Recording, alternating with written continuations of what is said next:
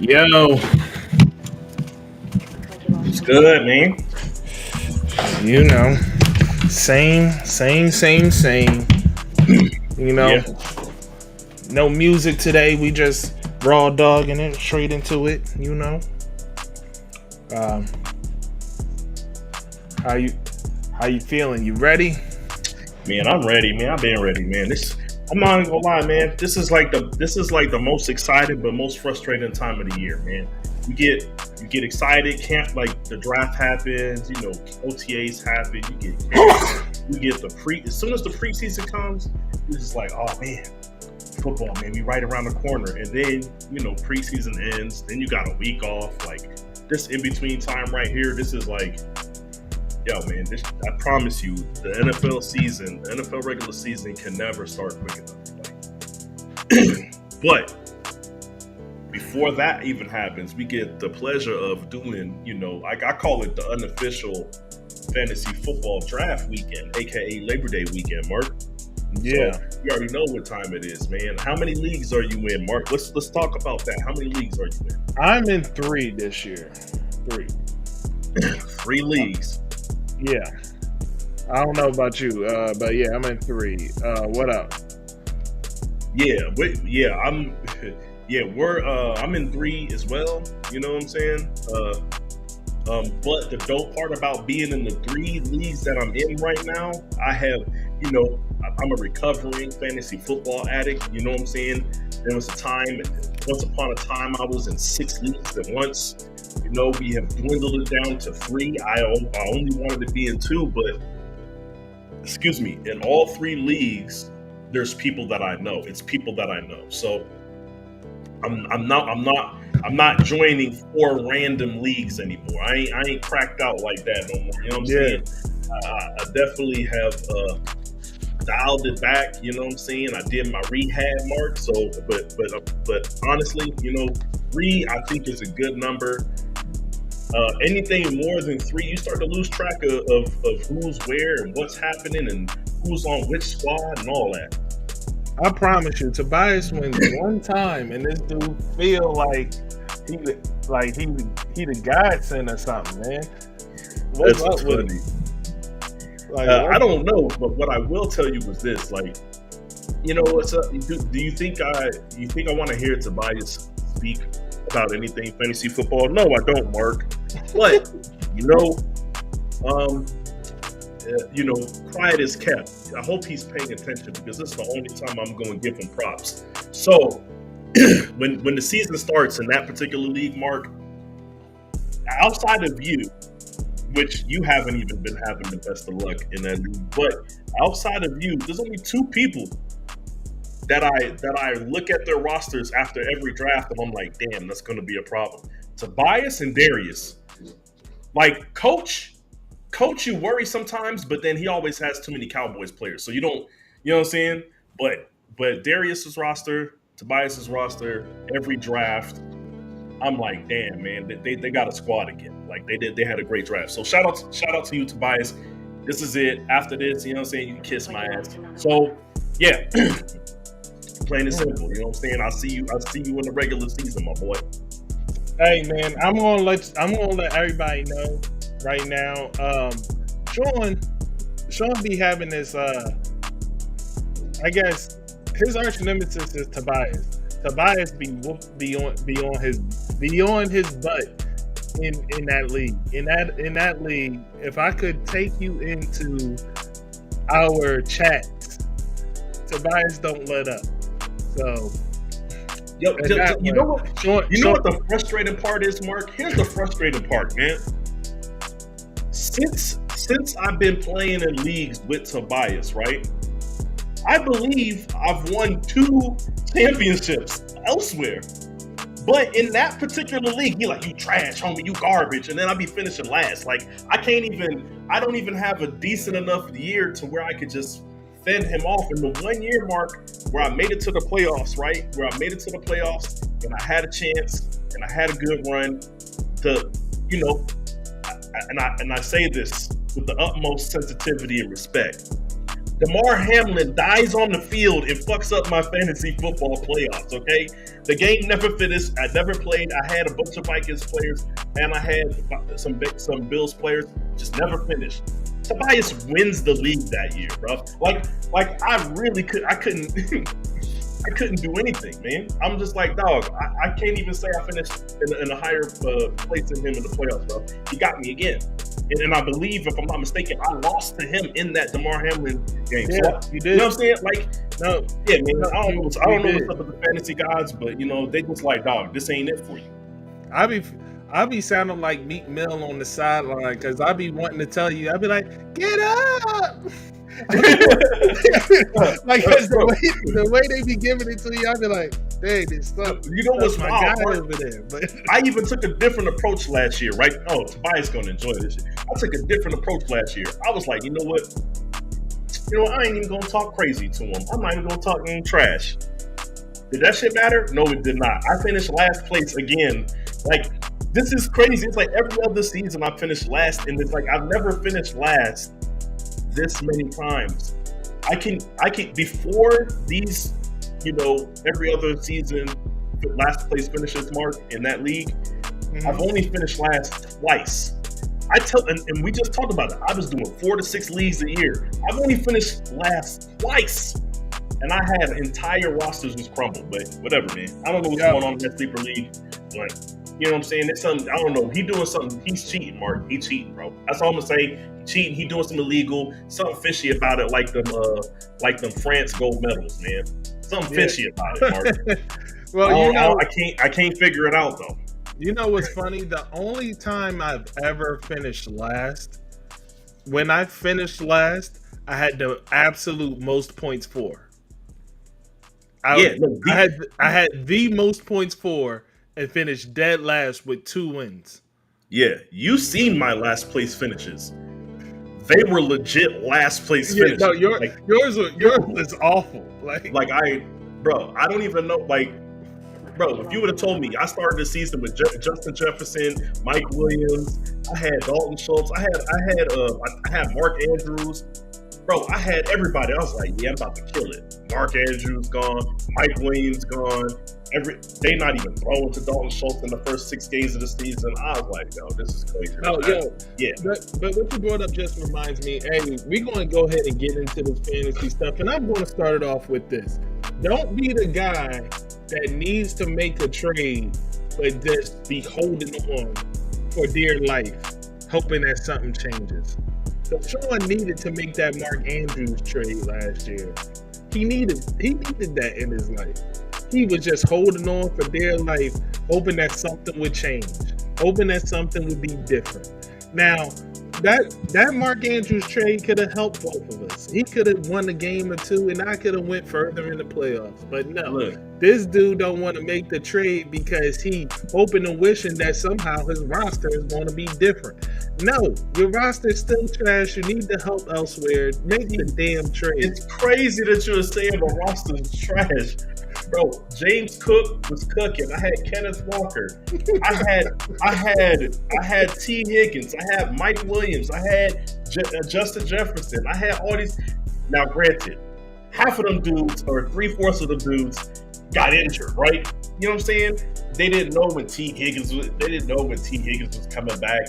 Mike Williams was done for the year, obviously. There was like a 3-week period where Mark Andrews was week to week, bro. I was like, this is it. And then the game he came back, he got like 2 catches, like, because he wasn't healthy. Like, it was just a rough season, bro. And then Justin Jefferson was supposed to come back, and then they just kept extending. And then it's like, oh, he'll be back the last 3 games of the season. I'm like, it don't matter to me right now. I got 1 win.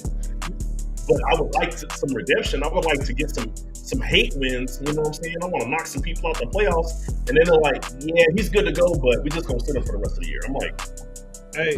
Yeah, it was rough last year, man. It was rough. Hey, while we got you guys, go ahead and hit that like button. Yeah. Hit the share button to your friends and all that. And now let's go ahead and get started.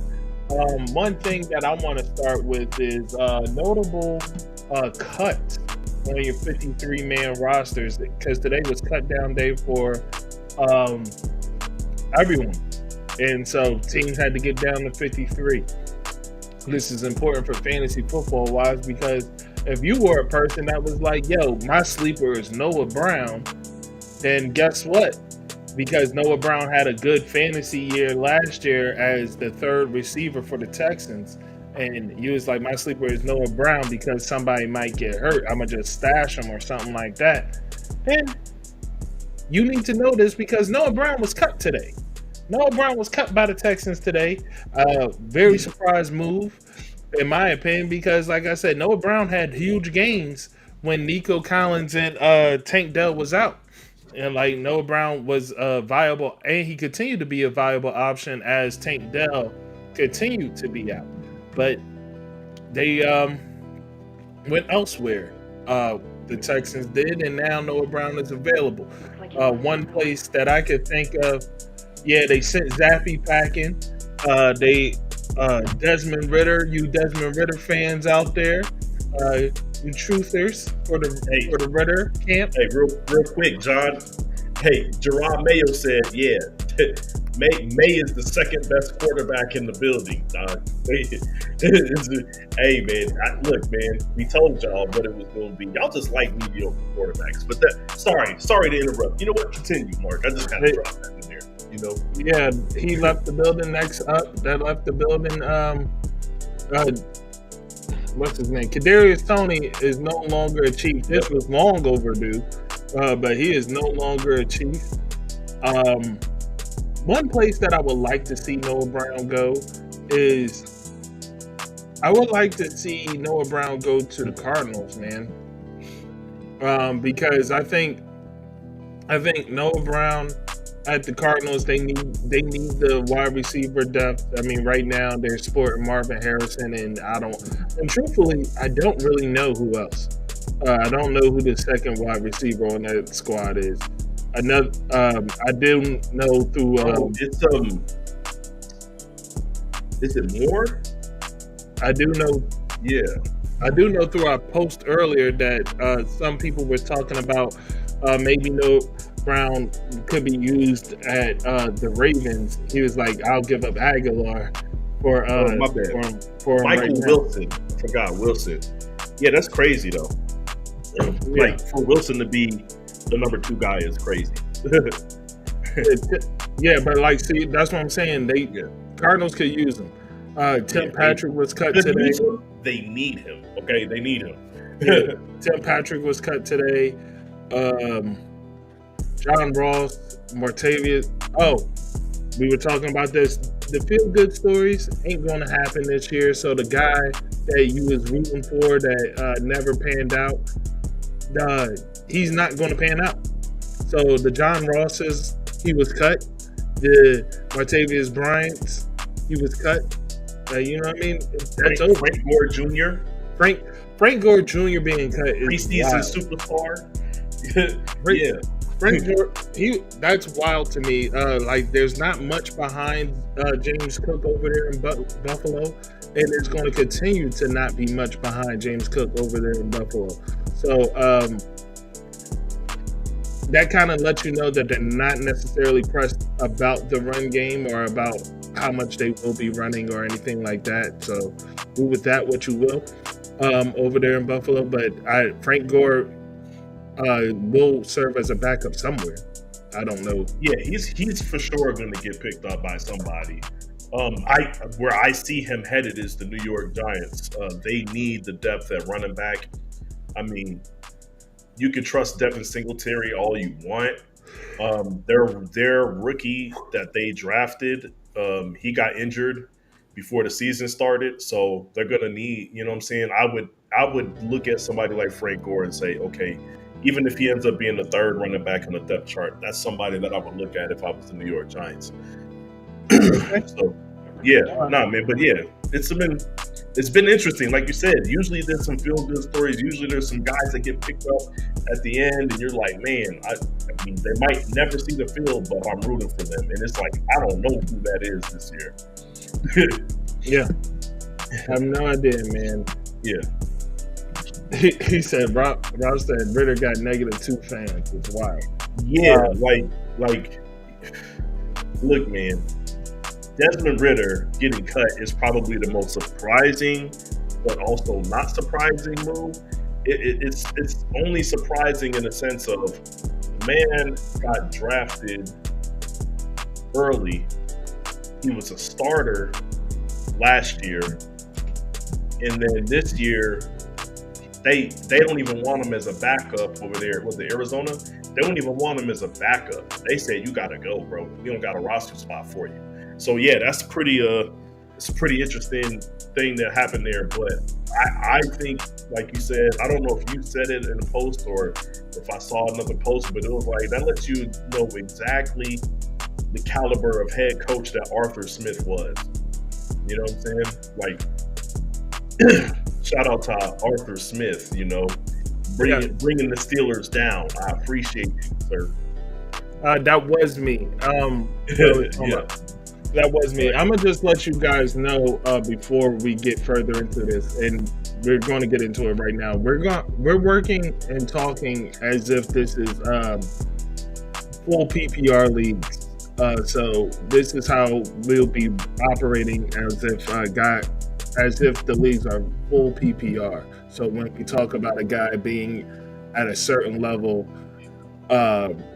we're considering it in PPR terms. So understand that. Look, I'm not gonna judge, but you guys are wild for being in the standard league if you're still in the standard league in 2024. That's some wild. Y'all must be doing it for the nostalgia. I don't know why you would do that. I don't understand. The standard they don't even care about running backs no more. Why you in the standard league? I hope none of y'all are out there in the standard league. Yeah, not at all. But anyway, first of all, where do you want to start, Sean? How you want? I don't think it is. I don't think Chris League is standard. I hope not. I hope I didn't join the standard league. Like, you gonna be sick, bro. I'll message him and find out. Like he said, you know what? I should probably check. You right about that. Nah, man. You said so. Where do we? No, because here's the thing. Chris's league is not only if it's standard. Not only would it be standard, but it would be on one of the apps that I don't like because it's on ESPN. Oh man, yeah. So it's on a Bush League app with Bush League. You know what? Let's start there, Mark. You asked me before we started prepping. Mm-hmm. You said, "Hey man, go ahead and rank your top 5 fantasy football websites." Okay. Right. You want me to get into it right now? I can get into it right now.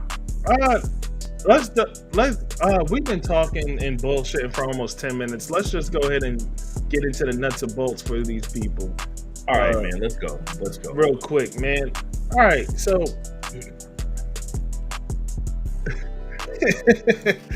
yo, here's the thing, man. What's your ideal spot to pick in the fantasy league? And I'm not just asking Sean, I'm asking you guys that are watching as well. Like, what's your ideal? Any question that I have for Sean, I'm also asking you guys. So understand. Okay, yeah, I'm just gonna because I have a range, but I'm not gonna go with the range. I'm just gonna tell you straight up and down ideal spot. So 12 or 10 team, don't matter. Spot number 3. Now, on the back end of that, 10-teamer, I want to be 8. 12-teamer, I want to be 9 or 10. But let's just say, because I don't want to just give you a bunch of numbers. For a 12-teamer, 10. I want to be 10. So, basically, 3 on the front or 3 on the back. Like, it's kind of where I want to be for fantasy football purposes, man. And it sucks because if you're on the back end, yeah, hey, that's crazy. Yeah, but on the back end, you kind of miss out on the juggernauts This dude likes to be the caboose on the train. That's crazy. Nah, that's not what I said. That's crazy. I'm not talking about you. I'm talking about Troy. That's crazy. I'm talking about Troy. Oh, yo, you real sensitive about that. Nah. Hey, people be taking shots at me every weekly, bro. You know what? If it was John, it probably would have been a shot at me. But no, like I said, like you miss out on some of the juggernauts picking 9th, 10th. But to me, you get a better all-around squad. If you want to double down on wide receiver early, double down on running back early, take a tight end, you can get. You know what I'm saying? I feel like it's a good spot. But yeah, those are my spots that I prefer. Mark, what about you, man? Me, I'm 2 or 6. 2 or 6. Like, and the reason why, because 2 takes the pressure off of being number 1. Because if you're 1, you have to hit that first pick out of the park. That first pick, it better be right. I feel like as number 1, that first pick, your entire season hinges on that pick. Yeah, you can't even have like a top 20 guy at the number 1 pick. You got to have a top 5 guy at the number 1 pick, right? Yeah, because if you pick 1, I mean, it's the same for 2, essentially. But if you pick 1, there's 19 other picks before you pick again. Yeah. Clean. It's going to be, the cupboard's going to be cleaned out, Mark. Like that's rough. But yeah, you get back to back, but it's still, it don't make up for the fact that you got, like you said, 19 picks in between. So, and like if in 10 or 12 teams, 6 is good. Like that halfway point is pretty good. Like this year, let's look at it this year. If you are at 10 to 12, you are looking at I mean, not 10 to 12, but 5 to 6 range. Like if you're one of those in either one of those leagues, you're looking at Amon-Ra, Breece Hall, Bijan Robinson this year. Like those are the 3 guys that would be in that area. Like that's not a disappointing thing. So man, like 5 to 6 is something that I enjoy. I mess with. So it's not something that I would ever be opposed to. Now, in some years being on the back end is pretty good. Like it just all depends on the year on how the guys fall, I guess. Yeah. But to give a specific answer, that range would be the perfect range. Yeah, I think this is a strange year just because I feel like there's a lot of uncertainty when it comes to the running backs. I feel like there's a level of uncertainty with the wide receivers, but not in a negative sense. Like, for example, you have Stephon Diggs on the Texans roster, and that may make you feel a little shaky on getting somebody like Stephon Diggs, or people that had Nico Collins last year. You might be like, okay, man, this is going to be Nico's year. Oh, they picked up Stephon Diggs. I don't know how that's going to affect Nico Collins. They also added Joe Mixon to the roster. So, like, when I say there's uncertainty with wide receiver, it's just a matter of you have great wide receivers paired with other great wide receivers. Like, wide receiver rooms are, a few of these wide receiver rooms are stacked, and you're just like, I don't know where the targets are going to go. So, like, because it's that type of a season, I do feel like being around 10 to 12 near the end, like, it's not as bad as it might have been in previous years. Like, so. All right. Well, you kind of touched on my next question a little bit just now. Is like, what do you feel as though would be the best strategy to start out with this year? Like, are you looking at 0 RB? For those that don't understand what that means not taking a running back for like the first 3 rounds or so. Are you looking at are you looking at going traditional this year, running back?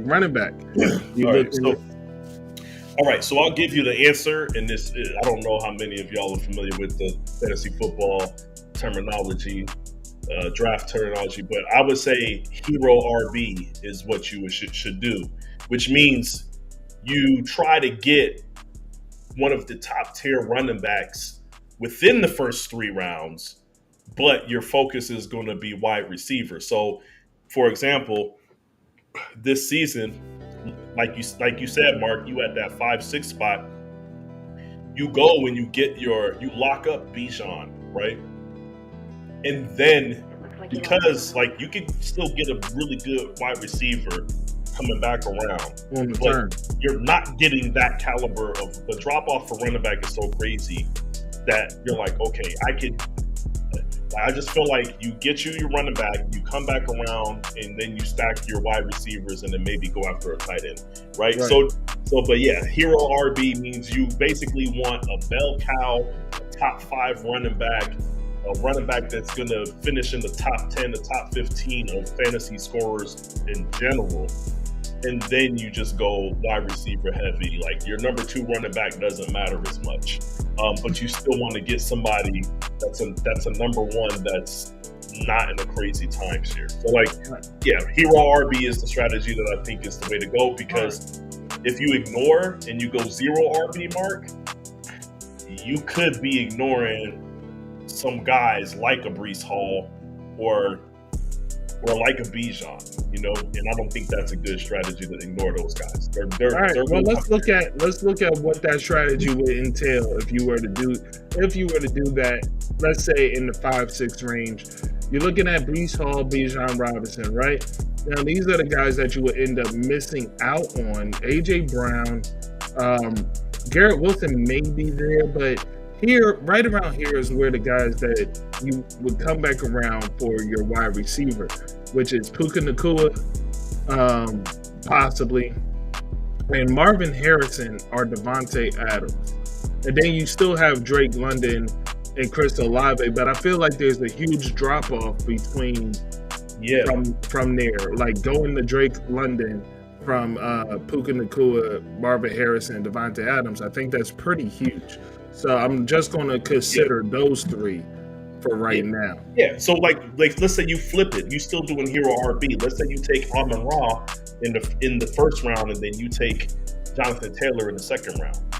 Yeah, that still works. You still got your RB. You still got a wide receiver. You just have to figure out what spot you're picking at and working from there. But decisions have to be made. But I just feel like the top tier of wide receivers and the top tier of running backs are thinner than normal years because of the uncertainties with roster changes, quarterback changes, etc. How far down is he? Who are you looking for? Derrick Henry. No, he's projected like between 5th and 7th round. You got to go down. Yeah. But anyway, Derrick Henry is way down there. But yeah, man, that's the kind of stuff you're looking at, man. I don't know what else you guys would want to do, because for me, this year, this is where I picked this year. I pick in 3rd place. I'm the 3rd pick in a 10-team league, the 5th pick in another 10-team league, or it might even be 12-teamer, but I am the 5th pick. And then I am dead last. I'm the 3rd pick in a 12-team league, excuse me. I am dead last in a 10-team league. I apologize. Yes. So, and right now, in the mock drafts I've been doing, I'm liking what I've been seeing from picking last.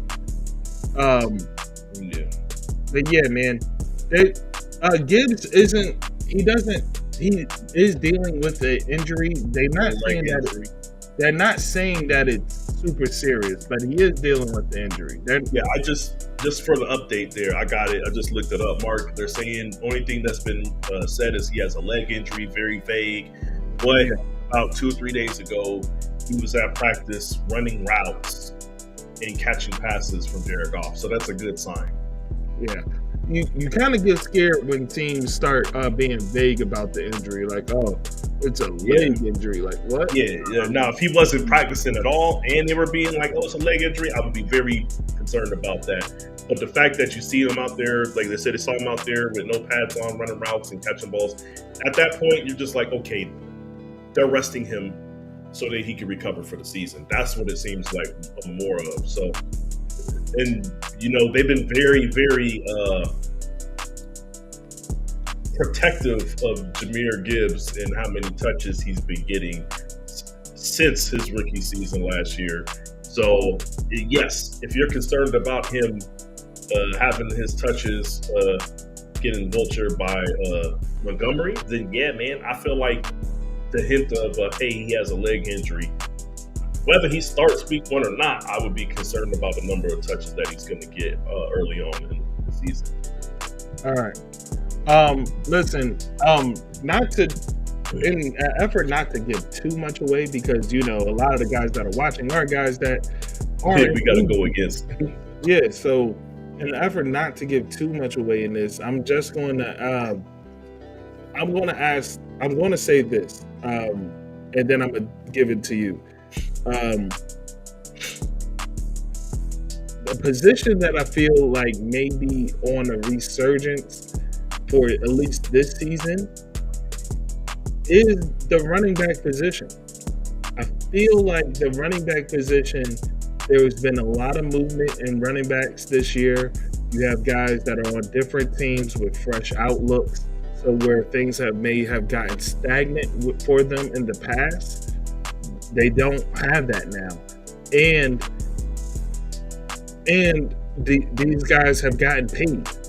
They got last year, guys were holding out, didn't have full camps and everything because they wanted to get paid. These guys are paid now, so now they can focus on football, and we'll see how that goes, because I'm looking at guys like Josh Jacobs and watching him with Green Bay, and I'm saying to myself, hey man, I watched what they did with Aaron Jones. Josh Jacobs is sturdier than Aaron Jones. You could talk about his previous volume all you want, but he's younger. And like I said, I feel as though last year was the way it was because he held out. And I feel like when running backs hold out from camp, they don't have good seasons. I have not seen it. So I feel like last year was more so a situation of him having not having a camp, because later on he did a little bit better, but early on in the season it wasn't great. It took a good while. And he burnt out and stuff, so because just the conditioning wasn't the way it should be. And the obvious ones, Derrick Henry is now with the Ravens. And we know how run heavy the Ravens are. I mean, the Ravens were run heavy with Gus Edwards. Gus Edwards was toting the rock for them last year, and they were run heavy. So, yeah. So with Derrick Henry, the beast that he's been, I don't know what that's going to look like, especially given the fact that 30. I don't care. He could be 35. I feel like he is like the LeBron James of football. Like, the dude can age and still be the best at his position. Yeah, I don't feel like I'm seeing a guy that is falling off the cliff. You know what I'm saying? I don't see a guy that has lost a step or lost anything. Now, if you want to talk about last season, they had one of the worst offensive lines in the league. They had no offense. I thought the offensive scheme was trash. I thought the quarterback situation was trash. So you can't really judge that off of last season. It was literally the worst conditions as far as the surrounding offensive grouping around him that he's had since he's been in the league. So, excuse me. Yeah, so you can't really look at last season. I think last season is an outlier. Do I think Derrick Henry is going to look like he did, when he had his breakout season? No, he ain't going to look like that. But he's absolutely, I feel like he can look like he did 3 seasons ago. And that's what I'm expecting. That's the caliber of play I'm expecting from Derrick Henry. Everybody knows fourth quarter Derrick Henry, second half Derrick Henry, when the defense is worn down, That's when he does his work. They're not just going to be worn down from having to tackle that Derrick Henry. They're going to be worn down from chasing Lamar Jackson around. You better believe the backup running backs are going to get touches. Like, it's just going to be a thing to where it's like you thought he was dangerous when he's on carry 30 in the fourth quarter. What's it going to look like when he's on carry 18 in the fourth quarter?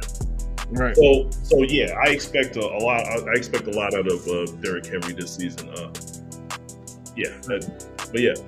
And then there's still more guys that have had a lot of movement. Like you have Devin Singletary, Joe Mixon, Aaron Jones. Devin Singletary is now with the Giants, and if you think Daniel Jones is going to be passing the pill around and in control of the offense, then hey man, you got another thing coming. They're not going to have any choice but to run that ball. If there's one thing that I trust within the New York Giants organization, Mark, it's Brian Daboll. And I'm telling you right now, Brian Daboll is not dropping Daniel Jones back 45 times. Okay, it's not happening. All right. Okay, Devin Singletary is about to get some work. Okay, now whether or not it amounts to nothing, I don't know, but you can expect him to have more volume than he's ever had in his career. So yeah, a lot of these guys are moving into better scheme situations where they're going to run the ball more, and some of these guys are running into better team situations, such as Saquon Barkley. Saquon being with the Eagles, I mean, you can say what you want about the ball being spread around, but he's clearly going to have way more opportunities for touchdowns. So, I promise you, I do not want to see a ratio of 60-40 with Saquon Barkley as our running back. I don't want to see that type of ratio.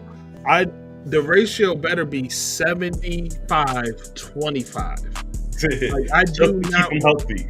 Yeah, I want him to be on the field 75% of the snaps where he should be getting spelled and not sharing the rock. Exactly. That's it. Like, I do not want to see a 60-40, a 65-35. No, I want to see 75-25. Like last year, I would prefer it to be 80-20, but we're asking too much at that point, right? Yeah, I was shooting them bail. That's all. Yo, what's up, Mo? What up, Mo? And next, Joe Mixon with the Texans. That's another guy that goes into may not be a better situation, but it's a different situation.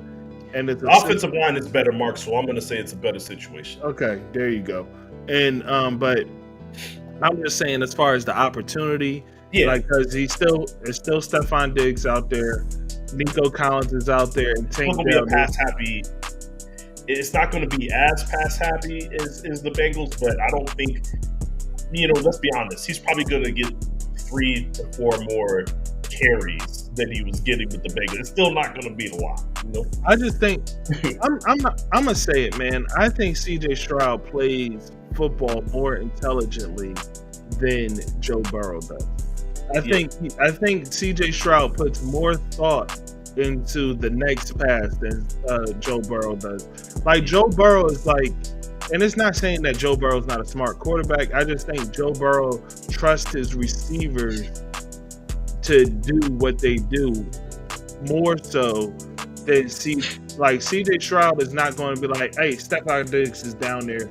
I trust what he's about to do. You know what I mean? Whereas Joe Burrow has done that time and time again with Jamar Chase and sometimes T. Higgins, where he's like, hey, he's down there, I'm throwing it. It doesn't matter if he's fully covered, draped, or whatever. He's going to throw it to his guy. And in those cases, I bring that up because in those cases, sometimes Joe Mixon is open underneath. Or, you know what I mean? Or you saw it pre-snap and you could have audible to a run and you chose to go with the pass anyway because you just trust your guy. Yeah. So I was going to say, just to add to that, when you look at CJ Stroud's box scores, right, and you look at it and you say, okay, who did he throw to today? A lot of times you'll see 8 9 names on that list, man. CJ Stroud throws the ball to everybody. Yeah. You know what I'm saying? There's not too many quarterbacks. You've seen it a lot more, in the earlier days, but these days you don't see it like that anymore. There's not very many quarterbacks that I can name that do that, and he happens to be one of them. So because he's only looking at who's open, who's supposed to be open, and he, for lack of a better term, he plays the game the right way, Mark. Because he does, that means there's going to be more opportunities within the passing game for Joe Mixon, I believe. So yes, I feel like even if Joe Mixon doesn't eat as much as he should in the running game, he will have more. I feel like he's going to have more opportunities in the passing game than he had when he was with the Bengals. Yeah, and honestly, there's not much behind Joe Mixon this year because, unfortunately, man, I think the luster is lost with Dameon Pierce. Last year was his opportunity, and to do again what he did in his first season, and he didn't do that. And last year he kind of shot the bid. Yeah, Devin Singletary looked better than him. Yeah, I mean, I'm just gonna, and Mark, you know how much of a fan I'm not a fan of Devin Singletary. He looked better than Dameon Pierce last year, and I really like Dameon Pierce. So yeah, I feel like you're right. His shot is done at this point, and so I don't expect it to be a 50-50 split or anything close to that like it was last year when he had Devin Singletary on the roster. I don't. He's not going to get anywhere near 50%. That boy, you're going to come in, you're going to spell him, and you're going to go back to the bench. So, I think from Dameon Pierce, but yeah. So I think Joe Mixon is a great guy for people to target in the middle rounds. If you need a running back, I feel as though Devin Singletary would be a good guy to target if you need volume. Like if you're looking for volume, rather. Because that's what I don't necessarily know what that volume is going to look like because it didn't look like much with Saquon there. But at the end of the day, we do know that volume will be there for Devin Singletary as a Giant. So those are some of the things that you could look forward to with the research. What I feel as though will be a bit of a resurgence at the running back position. Is there a position that you think will surprise and so honestly, I think the quarterback position is going to be an interesting one because I feel like me personally, I feel like there's like 12 viable quarterbacks. And I feel like those 12 will do well. Mm-hmm. And I feel like if you don't have one of those 12, you can't go budget QB this year. It's not a choice. You want to take Derek Carr, go ahead. You want to take Daniel Jones. You want to take one of these rookies. You want to take Jaden Daniels. Like, I could just name a bunch of guys that, I don't know if you want to mess with that situation or not. And so I do feel like typically, Mark, quarterback isn't as crazy. Like, oh man, okay, I can wait till the 8th round to get certain guys, right? And I feel like if you don't have your quarterback by the 8th round, you're done. Okay. And then on the flip side, I feel like tight end there's going to be a resurgence in tight end, Mark. This tight end's been very thin. Tight end last year screwed some people over. Yeah, tight end's been very thin as of late. Shout out to Joe Flacco. You know what I'm saying? Hooking and Njoku up, but let's be honest, man. Like, it was really thin at tight end these past 2 seasons. But I do feel like that position is going to stabilize this year. I feel like you're gonna have some guys that are able to get you a steady output from week to week based on their situations and based on their quarterbacks. I know, for example, people are looking at TJ Hawkinson and saying they don't want to touch him. I don't know how much you trust Sam Darnold, but I'm gonna tell you right now, if Sam Darnold is who I think he is, Mark, he's gonna be looking for T.J. Hockenson. That's just me. But yeah, a lot of these guys are dealing with rookie QBs or a brand new QB situation in a brand new system, and when that happens, the tight end is one of the best security blankets for those situations. So yes, I do feel like the tight end situation is going to be a lot better than it was last year. Not saying these guys are going to all be world beaters, but you're not going to get a 2-point performance, a 1-point performance from your tight end like you were getting last year. Right. Question: do you think? Hold on. Do you think that Sam Laporta will have the same year that he had? Sam Laporta, he is going to have a similar year to last year, but I feel like it's going to look differently. Sam Laporta was one of the most consistent tight ends last year. You know what I mean? If not the most consistent when you consider, if you consider, the Mark Andrews injury, Travis Kelce having a down year, like Hockenson was up there too, but I feel like Sam Laporta was the most consistent, but I feel like that consistency is going to change as they try to work Jameson Williams into the offense more. I think they're going to have a clearer idea of what they want to do with Jahmyr Gibbs in the David Montgomery situation. So I feel like the glimpses that we saw from the Lions last year, they're going to be more dialed in. And with that said, I don't think there's going to be that overload of you just seeing Jared Goff giving Amon-Ra 15 targets and then giving Sam Laporta 12. Like, I don't know if that's the type of offense they're going to have this year. So, but I do feel like he's going to have games where he goes nuclear. So like I said, end of year stats going to look similar, but it's going to be done in a different way. It's not going to be as consistent. All right.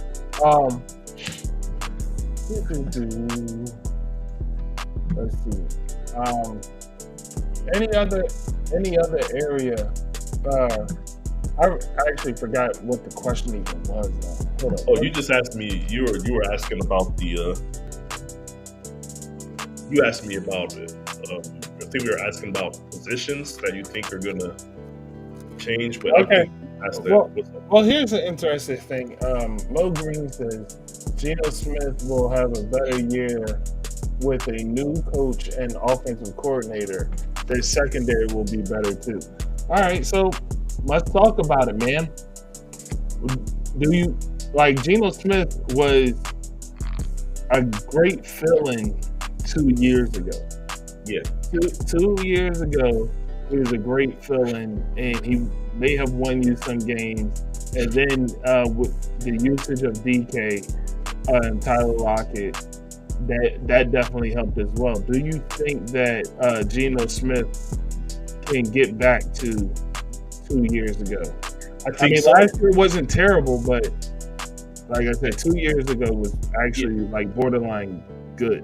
Like no, he did do good, man. Actually, if I'm not mistaken, at one point you had him as a backup, you dropped him, I picked him up as a backup. Like he was legit, man. So I do think he can get back to that. I think what he was able to do within the scheme that they had at the time was an overachievement. Now, if you told me they had the same scheme, I would tell you he's already turned into a pumpkin. But because they plan on opening up the offense a little bit more, granted, it'll be a new system. Any system outside of what they were doing, they were literally the only team in the league that were mostly running 2 wide receiver sets. They were the only team in the league last year and the year before or whatever. So yeah, whatever. All you need to know is they're going to be running more, probably. Their standard set is probably going to be a 3 wide receiver set. So it just is what it is. The offense should be better. Tyler Lockett is who we think he is, right? One of the most consistent wide receivers over the last X amount of years.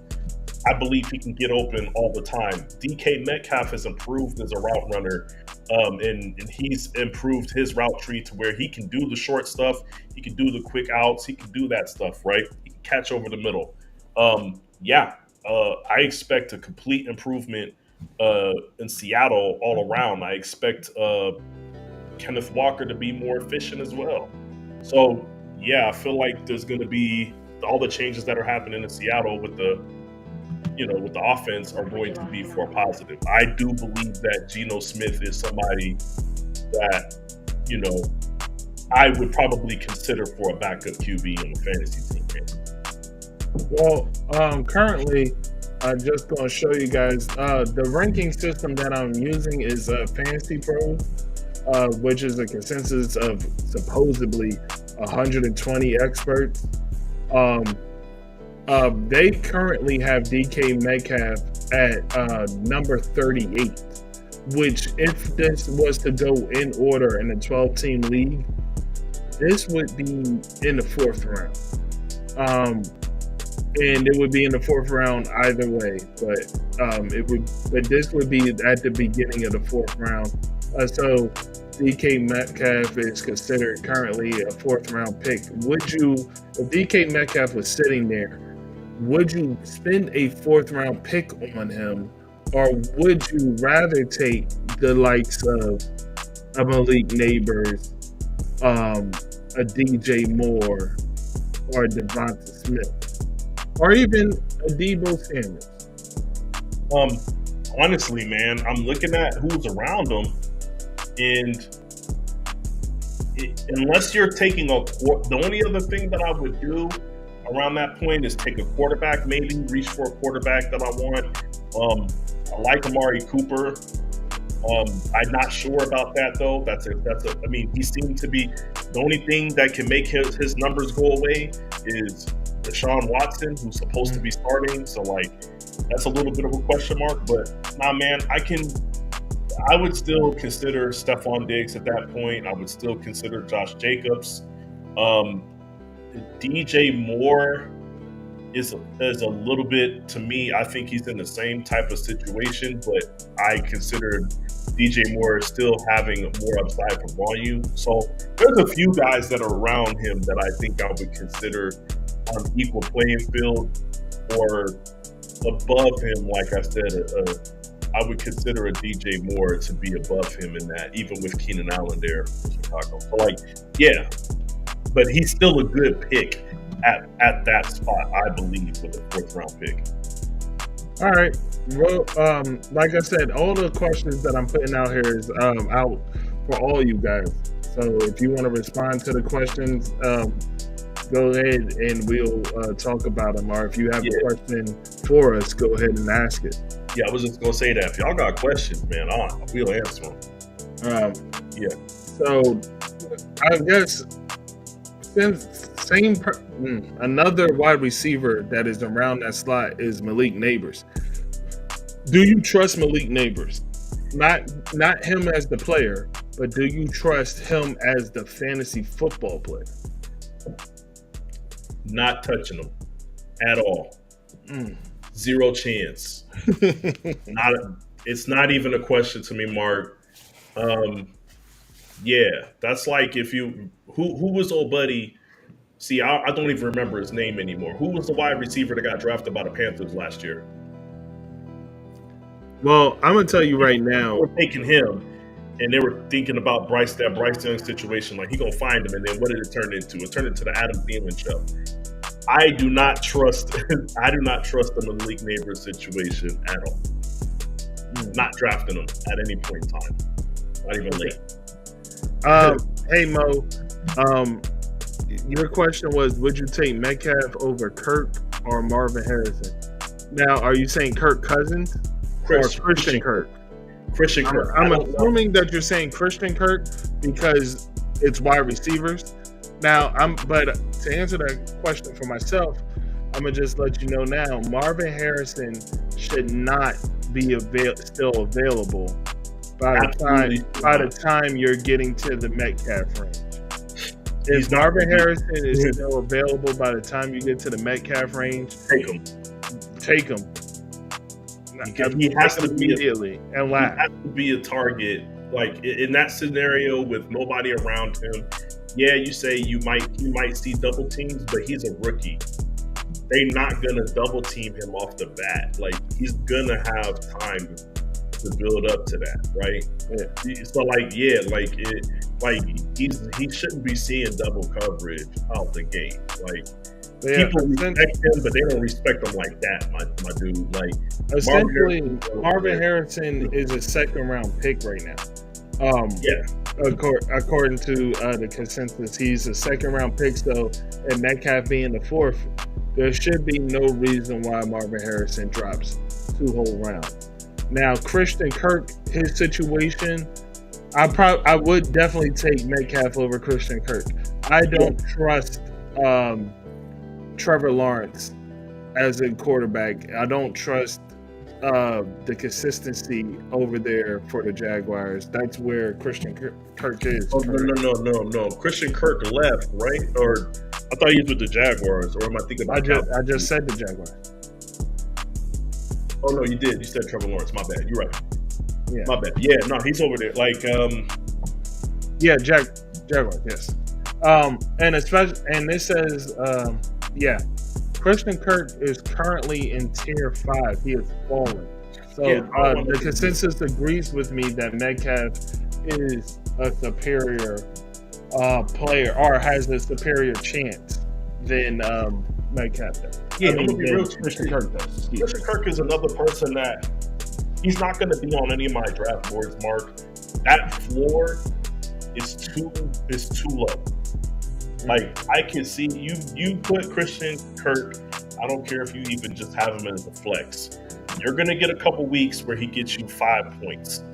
That's not what I'm looking for at the wide receiver position, Mark. Right.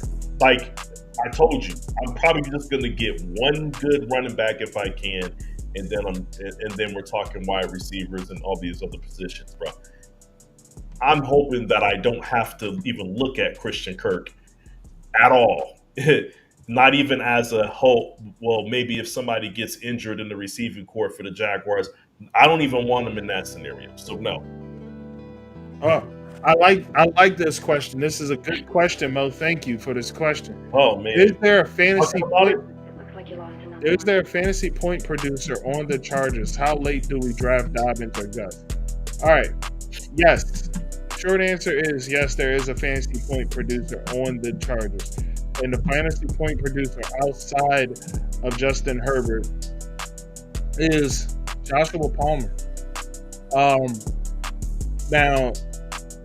Quentin Johnston is just not it. Yeah, Quentin Johnston, he did not pan out last year, and they're trying to say that he's doing better in camp. He did make a great catch in camp this year, but last year that will sit in the back of your mind, and I know for a fact that sits in the back of Justin Herbert's mind.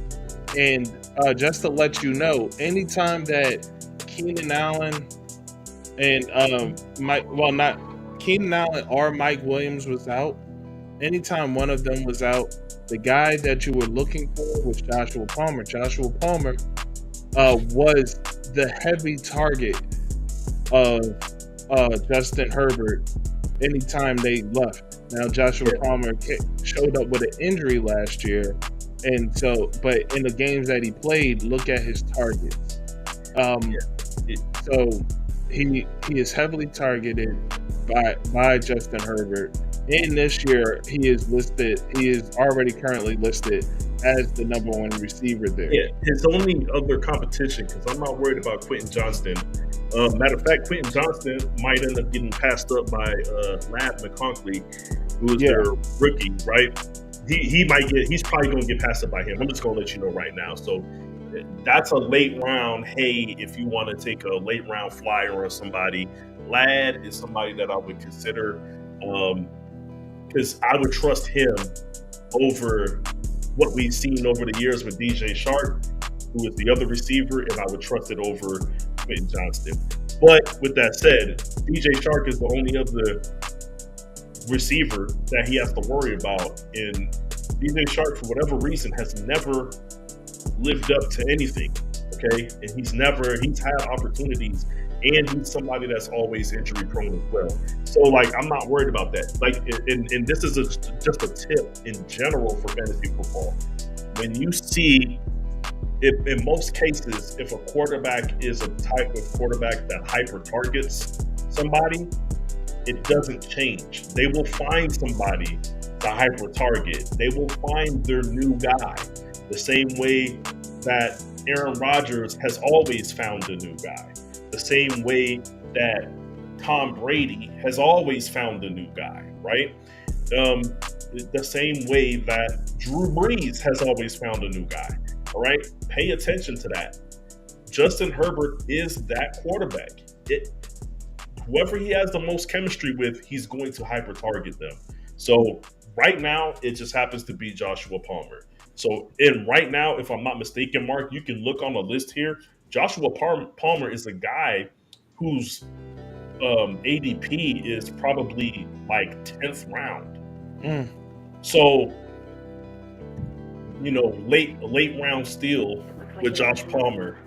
But yeah, I feel like a lot of people are underestimating that situation. And when, to answer the other part of that question, how late do we draft Dobbins or Gus Edwards? You don't. I mean, if you're drafting Dobbins or Gus Edwards to be your third or fourth running back, then to me, okay, you get them after you've gotten 3 wide receivers, after you've gotten 2 running backs, 3 running backs, after you got your quarterback locked up. So we're talking 8th round, 9th round. Like that's around the time that you want to look at Dobbins or Gus Edwards. And just a disclaimer, when, like, we've seen what the Chargers have been on, they weren't even giving Austin Eckler the ball. So I don't know what you think is going to happen with Dobbins and Gus Edwards, but I'm telling you right now, I'm expecting an immediate timeshare. Greg Dortch, I do like Dortch. The only it's going to be an interesting thing, but this is what I'm talking about with the tight end situation. No, why did I say tight end? Am I tripping? Greg Dortch, is that the dude that was with who is he? Yeah, he is with the Cardinals. Oh, Cardinals. Yeah, he's a wide receiver. That's why I'm confusing with the tight end. Anyways, yeah, nah. I still don't trust Kyler Murray, but I think that's my personal preference. I can't tell you what Greg Dortch is going to do. And do you think it's a late round steal? Possibly. There's a chance that with the new coordinator, right? There's a chance with a new coordinator that the Cardinals offense can really work, right? I'm not willing to take that chance with Kyler Murray, who within the old offense never cared enough to make it work. So, but if in the off chance that offense works, absolutely, man. But just know that you're rolling the dice on Kyler Murray's ability to really take his position as the quarterback serious. He said Eckler couldn't get the ball because the Chargers had an elite QB. Eckler still got 30 touches in games where Phillip Rivers was throwing the ball 50 times. I do not want to hear that elite quarterback crap. Hey, man. Don't get me started, Mark. Don't make excuses for what the Chargers are doing, man. Hey, if J.K. Dobbins, how late would I draft? We didn't answer that second part of the question. I did. I said you have to have every other position starters sold up. 3 wide receivers, 2 running backs minimum. So I said you're talking 9th, 10th round. That's what I'm thinking more like 11, 12 for for Dobbins or Gus. And for me personally, this is just my personal opinion. I'm leaning more towards Dobbins than Gus because there's an upside to Dobbins that Gus does not have. Yeah, Dobbins can do both. He can do what Gus does, and he can catch. Like, it's a no-brainer, but I do feel like once you get, you know how it is, once you get labeled as a timeshare running back, you're going to be a timeshare running back in your new situation. And the fact that they paired you with the dude that you was in the timeshare with lets me know everything about what the Chargers are trying to do out there. So, I mean, I do feel as though they're going to be able to. There's a possibility there, but here's the thing: don't get caught up on their potential, because their potential may be good, but don't let their potential have you drafting them in an area where nobody else is considering them. You draft them in the 8th round, and you could have got them in the 10th. And that's 2 rounds where you missed out on the guy that you could have got there because you got a guy too early. Yeah. So here's the thing, right? You say they have Harbaugh, right? This is what I'm gonna let you know about Harbaugh. The only time I've seen him not have a timeshare is when he had somebody like Frank Gore, or when he had a young Carlos Hyde. You know what I'm saying? Maybe he sees the value in Dobbins in that way. I just watched him at Michigan granted, it's college. They ran the ball as a team 40 times. Okay. But they also had, and I don't want to down on JJ McCarthy because he had a good preseason, but they had JJ McCarthy as a quarterback. You know what I'm saying? They had an elite defense. Yeah, they ran the ball 40 times, but ultimately Blake Corum and Edwards were sharing the rock. You know what I'm saying? It wasn't 50-50, but he was sharing. This is a different situation. He actually has a quarterback, right? And it's kind of far back to go to, but the last time he had a quarterback, he had Andrew Luck. You know what I'm saying? And if you look at that Stanford offense, it wasn't just running the ball. So I feel like having Herbert is a different situation than you're used to seeing Harbaugh in. So I still can't guarantee that it won't be a timeshare. Let's say they run the ball 30 times and Dobbins gets 17 carries and Gus gets 13. Does that make you feel comfortable? No. I'm just saying, like, that's what you have to look at this situation. Until it manifests into what it does, then I would leave it alone. Like you said, if let's say you take him 12th round, you don't care about that pick, right? Matter of fact, that's probably one of the spots that you're going to drop if you see somebody that's hot on the waiver wire. You know what I'm saying? So yes. Yeah. So I just look at that and say, treat it as such then. What round do we draft Tony Pollard this year? Well, don't ask me that because the answer for me is not at all. Excuse me.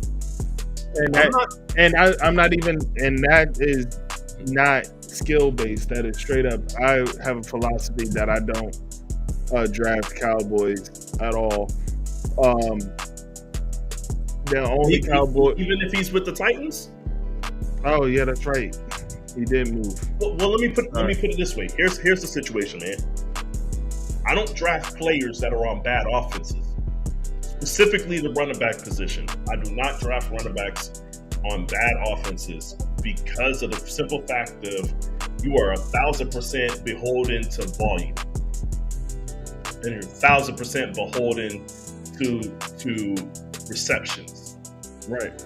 Pollard, like, how many opportunities is he going to have to score? And that's what it comes down to. So, like, Pollard is somebody that, once again, granted, I'm taking him higher than I'm taking Gus Edwards or J.K. Dobbins. So, let's say, for the sake of argument, 1 or 2 rounds before J.K. Dobbins. I don't know what to tell you. Yeah. but yeah, Tony Pollard, you at least have the upside of him being the sole. Like, I don't think he's sharing the rock. Maybe not at the clip that Gus Edwards and J.K. Dobbins will be. But it's still a bad offense. I trust the Chargers offense more than I trust the Titans offense. They're both situations I don't want to find myself in. These are guys, the guys that you're naming right now are guys that I want to have just in case I lose a running back or two. And even then, I might feel better suited with a handcuff running back for my starting running back. Yeah. Feel you. Listen, but this was an interesting conversation. Like me, I'm staying away from all Cowboys players because they're the Cowboys, right? And I am a hardcore Eagles fan, and I refuse to have a Cowboy on my fantasy team. But what team would you say I'm not drafting a single person from that team? What teams are there? Or is there any team out there for you? The Giants is an absolute. I'm not drafting any Giants. Okay. I'm gonna challenge you. Go ahead. Here we go. Devin Singletary in the 8th round. Devin Singletary in the 8th round? Nope, still won't take him. Hear me out. I could be dead wrong about this. Number one, I've never liked Devin Singletary out of the backfield catching. I don't think he's that guy. Number two, I think his ceiling for touchdowns this year is somewhere between 6 and 8. Maybe I'm undervaluing him. Maybe I'm underestimating the Giants' ability to score. But I think the Giants are going to be leaning on defense, and maybe they're going to be running the ball. But, let's be honest, Mark. 18, 20 carries for 85 yards and no touchdown don't mean nothing. All right. Well, look, they have Devin Singletary they have Devin Singletary relatively around the 8th round. Yeah. And let's look at what's out there around that round. You're looking at DeAndre Hopkins, Brian Robinson, possibly Xavier Worthy, Jordan Addison, Marquise Brown, Dallas Goedert, Christian Watson, David Njoku, Rome Odunze, Cortland Sutton. Is any of those guys standing out to you that you're like, for sure, taking them over him? Yes, because at this point, Mark, right, you're talking like 8th round. I'm either solidifying a position or getting an early backup. I might take Trevor Lawrence as my backup quarterback. All right, I'm lying. I'm not going to do that. But I look at somebody like a Cortland Sutton. I'll look at David Njoku. Let's say I didn't take a tight end yet. I'm absolutely taking David Njoku over whoever. Christian Watson is a wide receiver that will be available down there.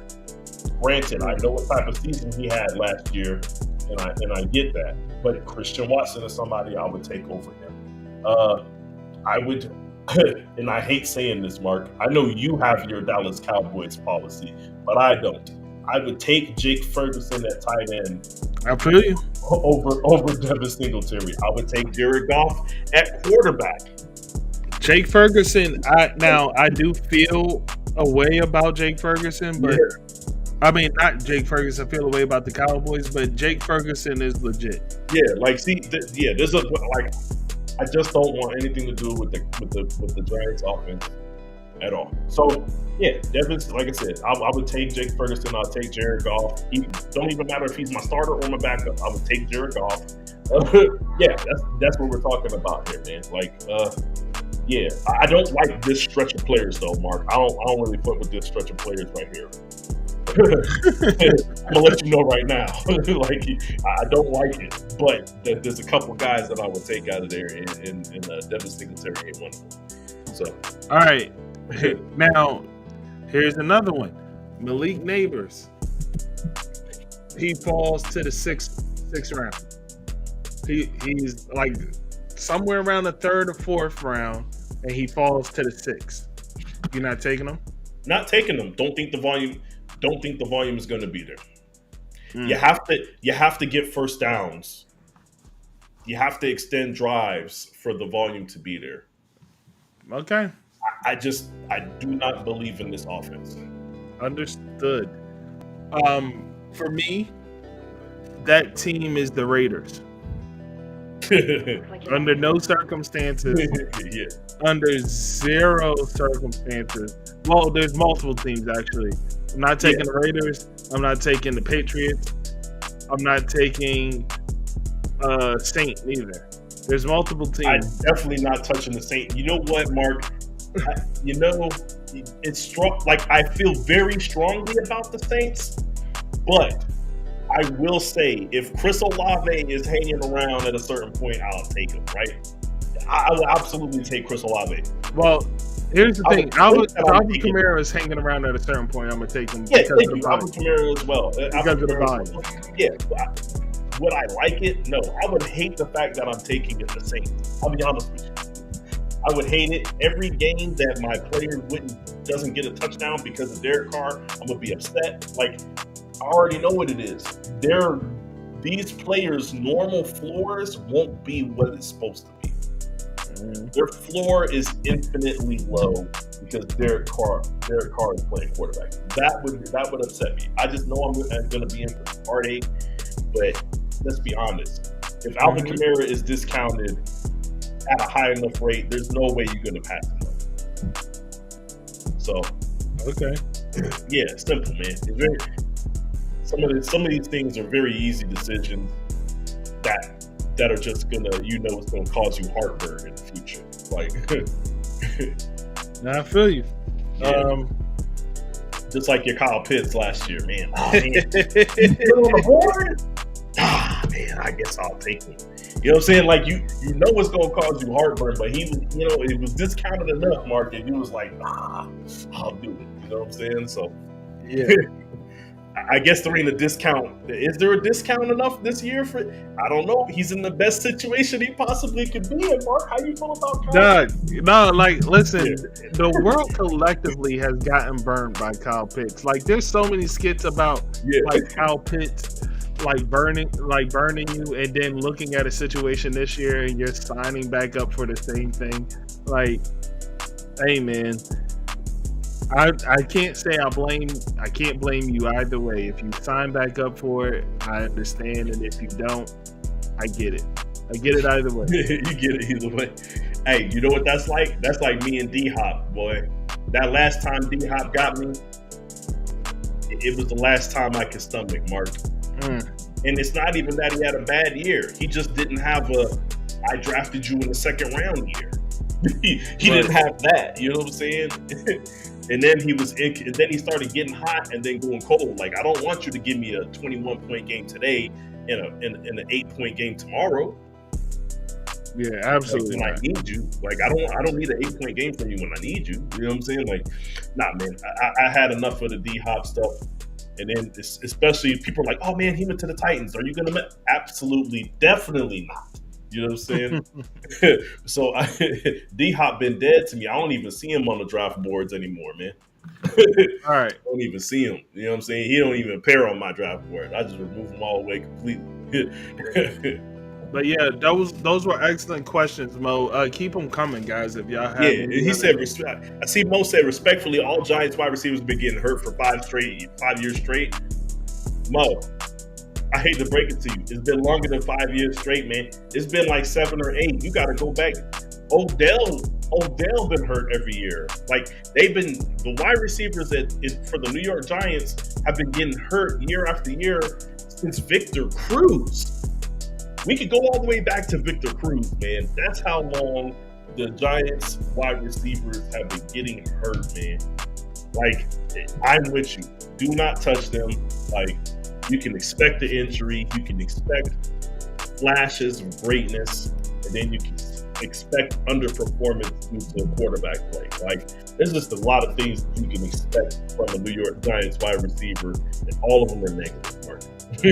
So, but here's another question, though, which I think is a very good one. Forget ADP, Mark. Maybe you want to, I don't know if you want to look at it, but where do you think, where does Davante Adams have to be? What round does it have to be for you to consider Davante Adams? I know you said no Raiders. So even if Davante is available at round 8, you're still not taking him? I mean, yeah, if he's an 8, but there's no way he's ever, like, there's not a world where it's not even plausible for him to end up in 8.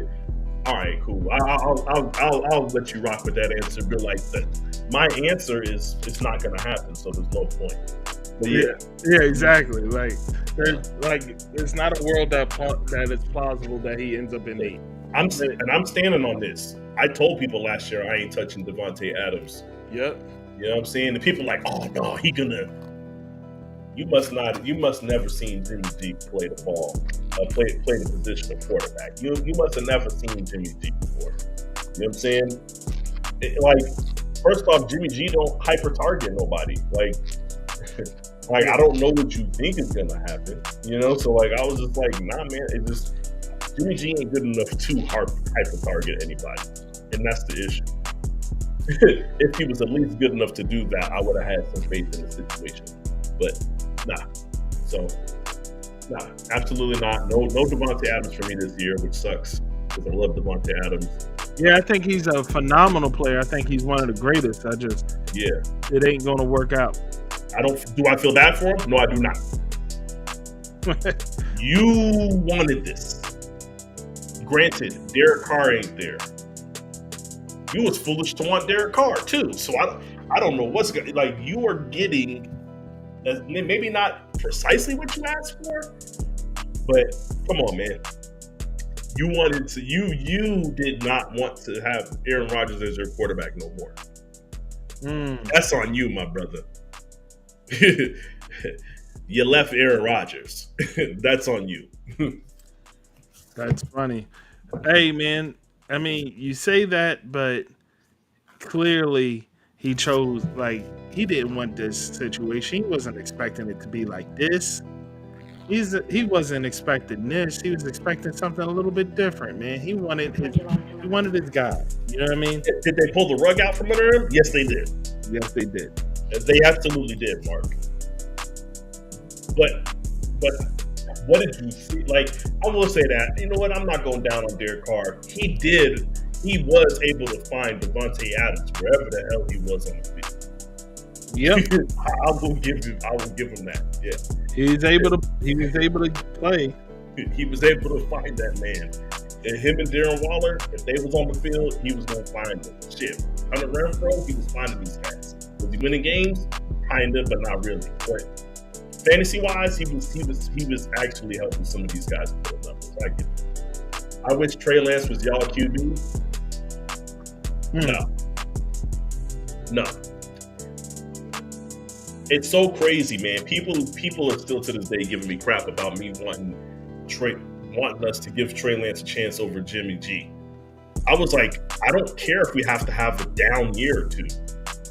Like, I understood what it would mean of having Trey Lance in there. I just didn't want to see the Jimmy G show no more. I wanted to turn it off. You know what I'm saying?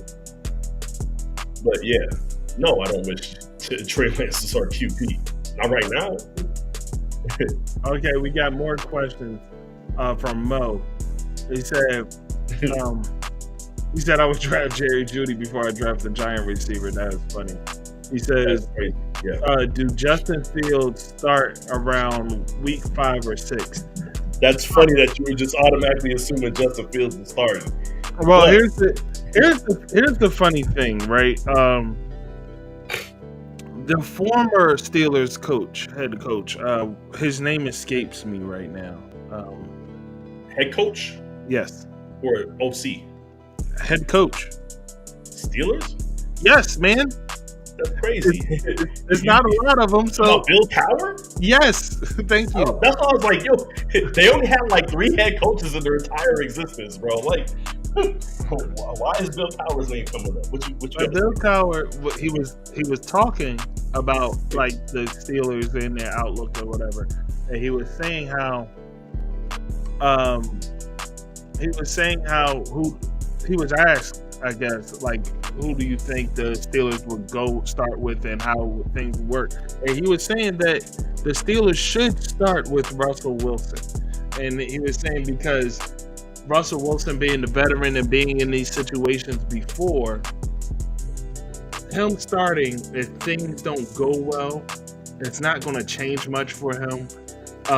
If things don't go well and you have to move on from him, but they was like, you start with Justin Fields, that automatically puts pressure on him to perform, and there's a guy over his shoulder, not just a vet, a Super Bowl winning vet, exactly. that he has to worry about, and you don't necessarily want that to be on his mind. You want him to come into a situation where there is excitement for him, and they've already seen, if it's not going to work, they've already seen it not work. You know what I mean? So that's where he should go with it. He should go to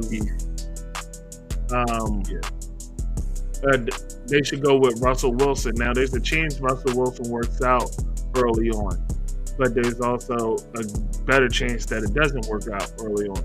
Russell Wilson played well. I will say this: Russell Wilson played well last year. The Broncos just sucked. And that may be just a Sean Payton thing. Maybe, hey, Sean Payton, you had one of the greatest quarterbacks to ever exist, and that made you look a lot better than, like, between Bounty Gate and Drew Brees, you got one Super Bowl. So, like, you know what I mean? Maybe I think Sean Payton's genius is still in question.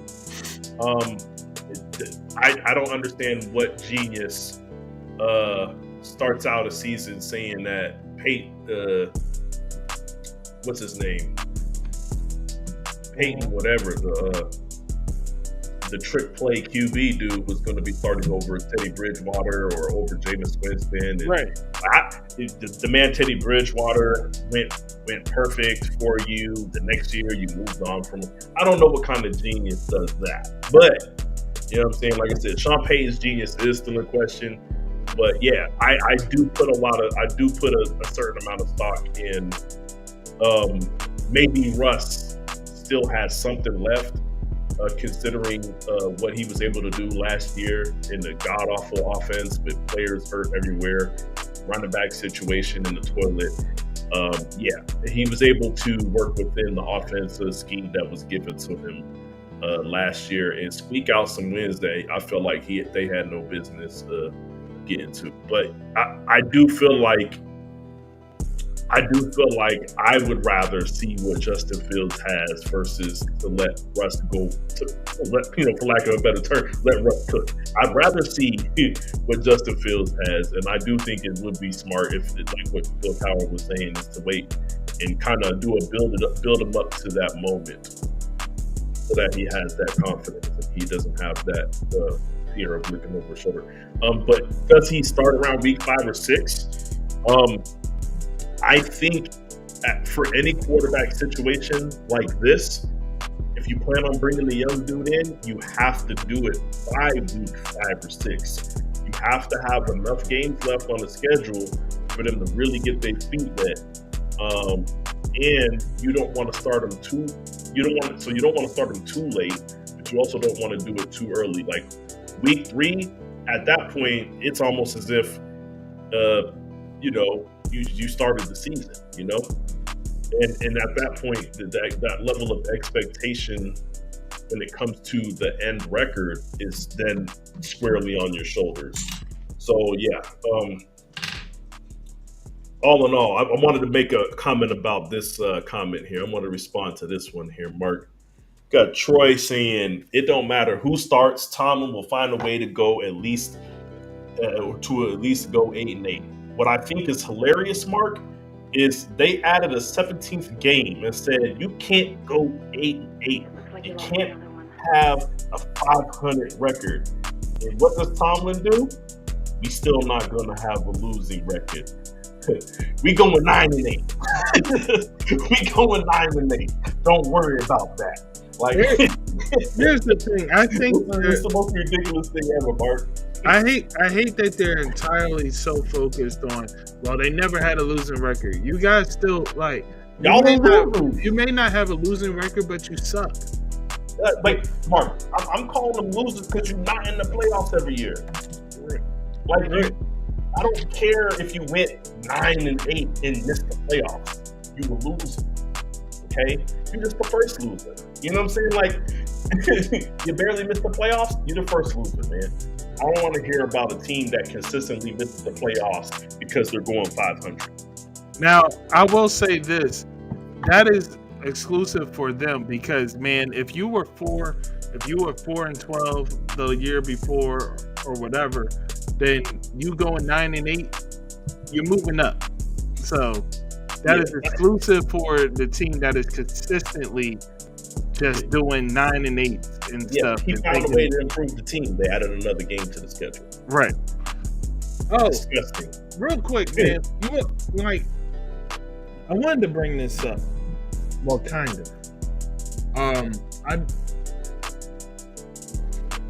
Jerry Jones is like, this is random, and I don't really have much left in fantasy to talk about. But I've been thinking about this during the whole CeeDee Lamb situation, and I didn't want to talk about it. I wanted to see how see if it would play out this way or not before I said anything. But Jerry Jones may be the greatest showman in sports outside of Jerry West, and like what Jerry West was able to do with the Lakers and what the Lakers, like, you know what I mean, like to make the Lakers organization not just a basketball organization but a brand. Yes. Yeah. Jerry Jones may be the greatest showman, because I've been thinking about the CeeDee Lamb situation. They didn't do anything in the draft. They didn't do anything they didn't do anything to be excited about at all this year. Yeah. But Jerry Jones has the understanding that he needs you to keep talking about the Cowboys no matter what. Hey, the man is a salesman, not just when he knows how to sell entertainment, bro. Right. And he needs the Cowboys to be in the news weekly, no matter what.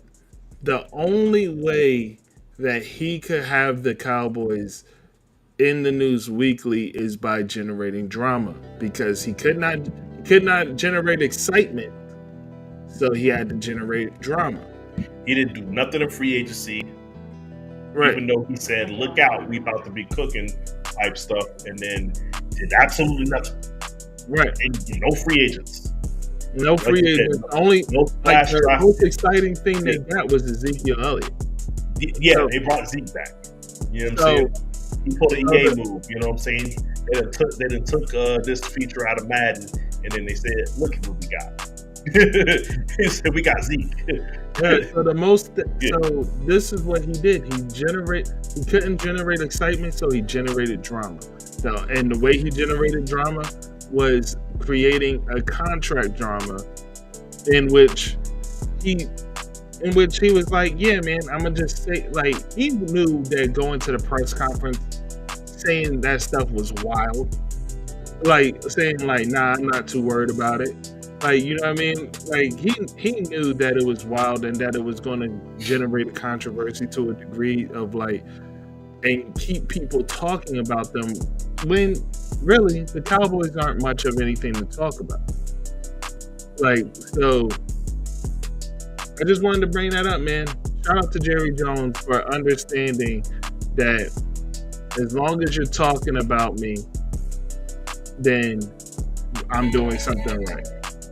Yeah, man. He know how to make them headlines jump, man. He know how to make the headlines jump. Dare I say, he turned the Dallas Cowboys into an entertainment company, man, essentially. Yeah, but from a football standpoint, that's bad for them because they are focused on being an entertainment company and not a sports. And not a sports team.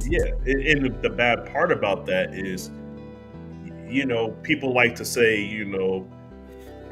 there's no such thing as bad publicity. If they're talking about you, then it's good.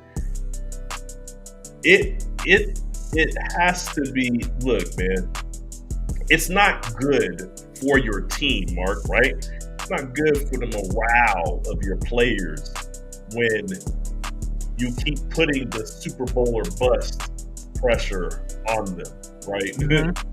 You can't put that pressure on them every single year in and year out. Dak is an MVP caliber quarterback. I just feel like for entertainment purposes, fantastic. Being conducive to winning games or helping to get the most out of your players, it is not. Like, right. I do believe part of them not being able to put it all together is the spectacle. Is due to the spectacle that is the Dallas Cowboys and Jerry Jones leading the way. So, all right. So next up, man. Last. Don't have anything else in fantasy for you guys really right now. So if you have any more questions fantasy wise, let us know before we head out of here. But I do want to bring this up is watching every game next season it's going to be costly.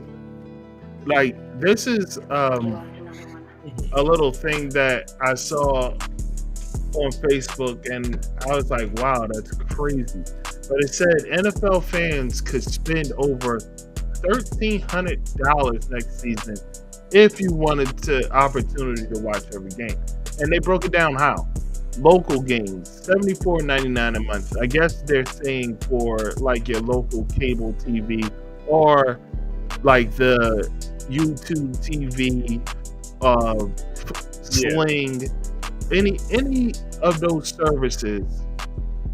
It's like, you know what I mean? That's what you're looking at a month. And then you got ESPN Plus, which is $10.99 a month. And then you have Peacock, which is $5.99 a month because Peacock is getting the Christmas game and the Black Friday game and all these games that are now being moved around just so they could serve a streaming service. And then you have Amazon Prime for the Thursday night games. ESPN is obviously for the Monday night games and things of that nature. And then you got Netflix, which is $6.99, and I believe Netflix was supposed to get a game or something. They got a few. I think is it Sunday games, Sunday night games. I don't know, but I know Netflix somehow weaseled their way into the fold of things, and that's one of the new parts of the new media right. deal is a Netflix deal. And this Netflix pricing is like the cheapest of the cheapest tier. Like this Netflix pricing will have all types of commercials and everything. Yeah, let's be honest. That might not even be the price. That might not even be the actual Netflix price, because I know we don't pay that for Netflix. We pay much more than that for Netflix. And then you have the Sunday ticket with Red Zone, which is the most outlandish one, $739.99, which will bring it to an approximate total of $13.87.69. So you are looking at you're looking at a paycheck to cover football for some people. For some people, $1,300 is a paycheck, and like that's crazy. Yeah, and I'm gonna break it down even further. I'm gonna try to do some quick math here, Mark. You're saying $1,387, right? And let's just say, because they're talking about the local games and all that stuff, we're including the playoffs. So you're talking January, right? I know Super Bowl plays early February, but let's just say throughout the month of January. So we're starting in September, October, November, December, January. That's 5 months. You divvy that up over 5 months, and you're looking at about $425, $450 a month. That's insanity, Mark. That's insanity. Yeah, man, it's wild that this is where we're at with it, with these sports, man. It's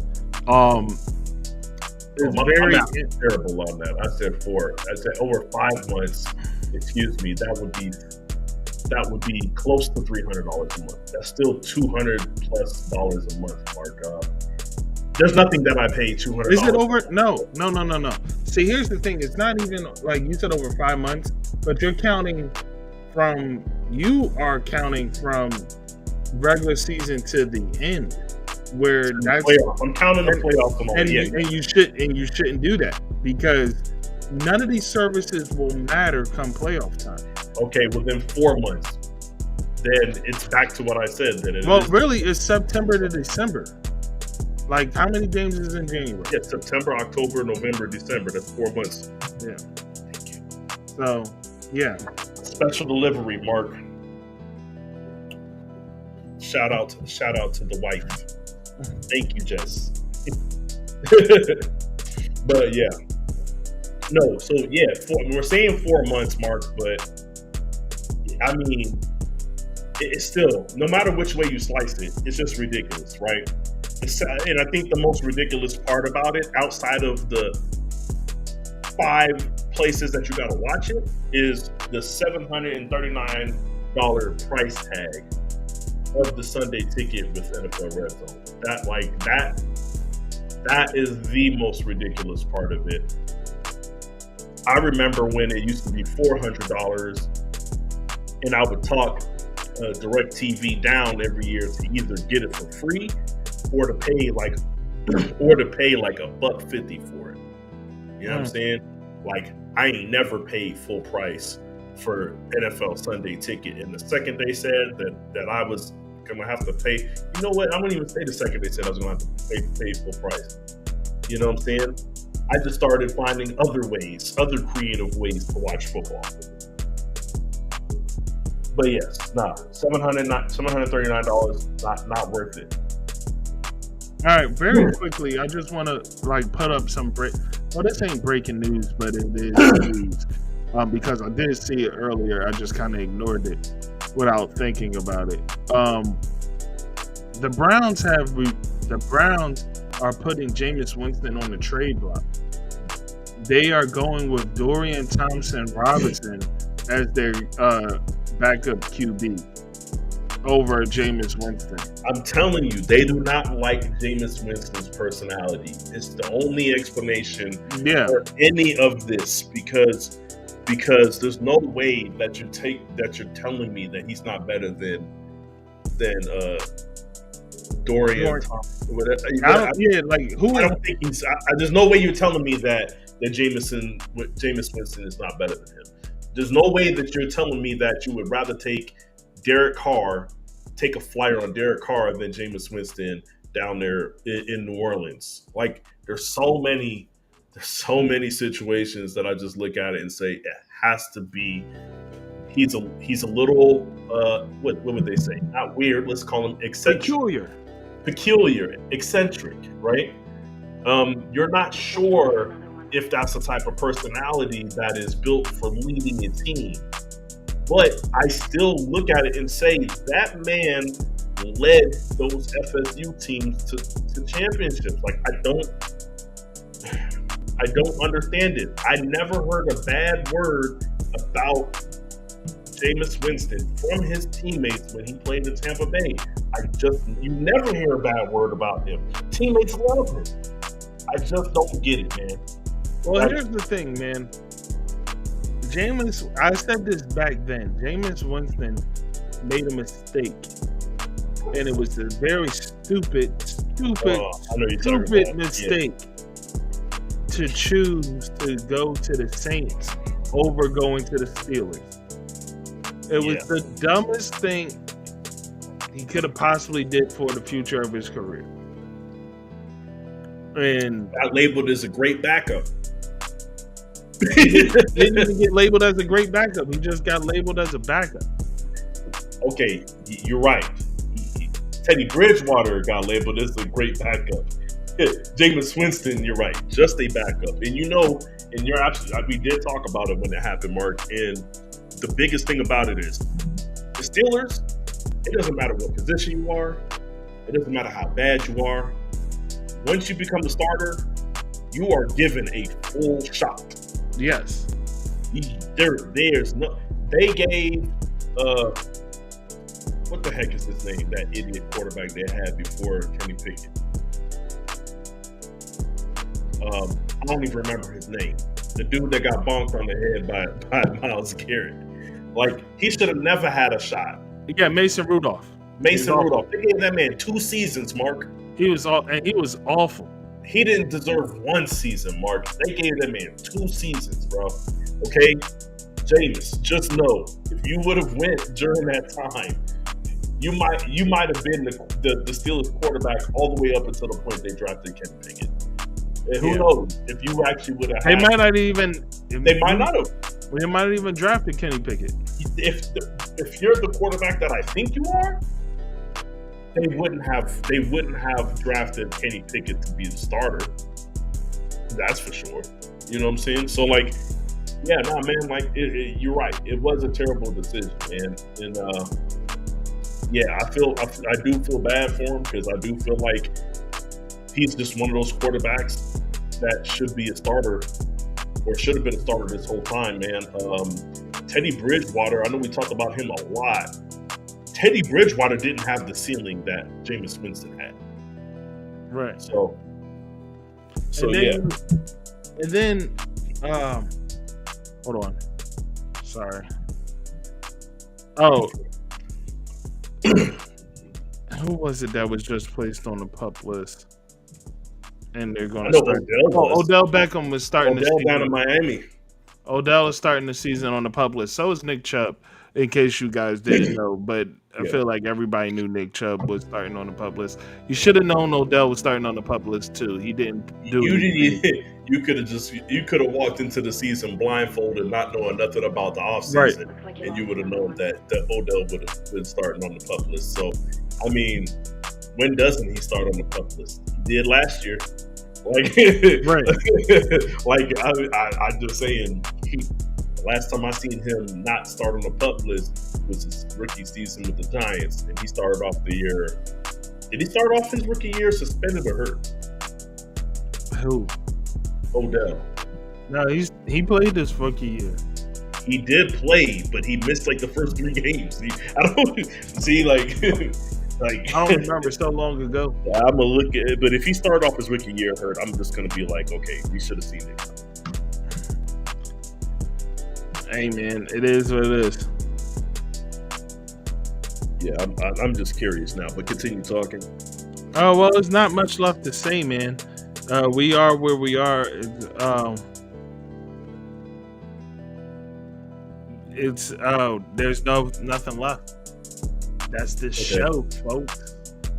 Unless you guys have a question in here somewhere. Nope, no question. So that is the show. And it's about that time anyway. We've been here for almost 2 hours. You know what it is. Like, subscribe, and as always, remember this. Mm-hmm. It's only entertainment, you know. the same thing as it always is, man. These are sports entertainment companies. That's what they are. That's what they're labeled as. So they will do whatever it is that is in the best interest of entertainment for the brand. So when making these sports bets, just keep that in mind. Think about what benefits them the most and bet accordingly. Yeah. Just please be mindful. All right. That's the show, folks. Thanks for sticking around. We appreciate you. Peace. Peace.